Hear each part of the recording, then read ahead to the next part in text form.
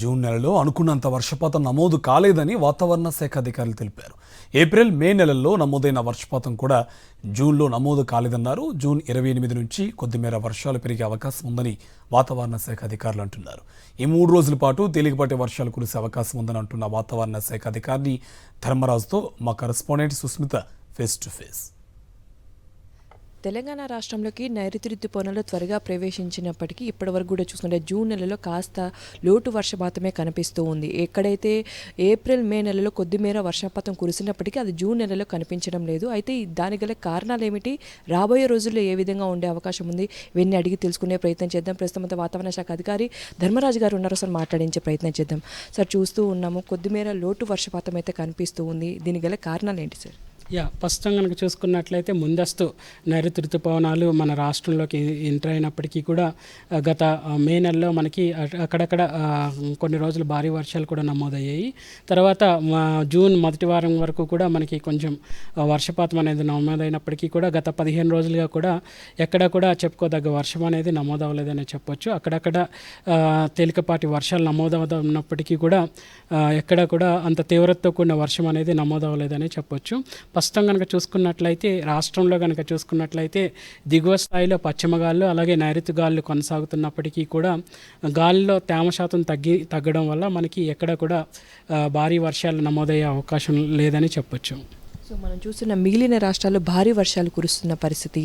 So Telangana రాష్ట్రంలో ఈ నైరుతి ఋతుపవన ప్రభావం వచ్చే 2 నెలల పాటు ఏ విధంగా ఉండే అవకాశం ఉంది?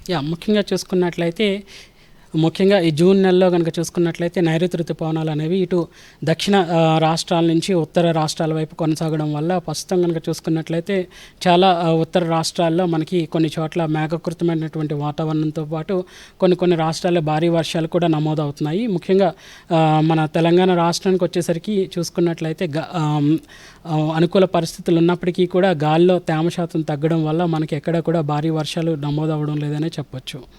సో పూర్తిగా కూడా అంటే హ్యూమిడిటీ కూడా ఎక్కువగా కనిపిస్తుంది. కొద్దిగా చల్ల వాతావరణం ఉన్నప్పటికీ కూడా హ్యూమిడిటీ ఎక్కువగా కనిపిస్తున్న పరిస్థితి. దీనికి గల కారణం ఏంటి?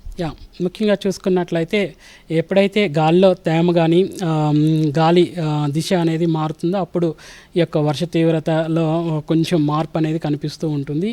సో ప్రస్తుతం కనుక చూసుకున్నట్లయితే రాష్ట్రంలో ఇటు నార్త్ వెస్ట్ బే ఆఫ్ బెంగాల్లో కనుక చూసుకున్నట్లయితే ఒక ఉపరితల చక్రవాకం అనేది కొనసాగుతుంది.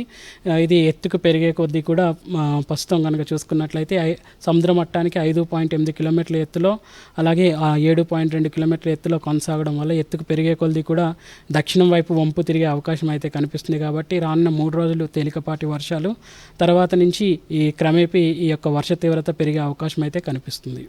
చూసినాం కదా, మొత్తంగా ఇప్పటివరకైతే జూన్ నెలలో ఏదైతే ఎక్స్పెక్టేషన్స్ ఉన్నాయో ఆ వర్షపాతం అనేది కురవలేదని కూడా తెలుస్తుంది. అయితే జూన్ చివరి వారం నుంచి ఆ రెయిన్ఫాల్ కూడా పెరిగే అవకాశం ఉన్నట్టుగా కూడా చెప్తూ ఉన్నారు.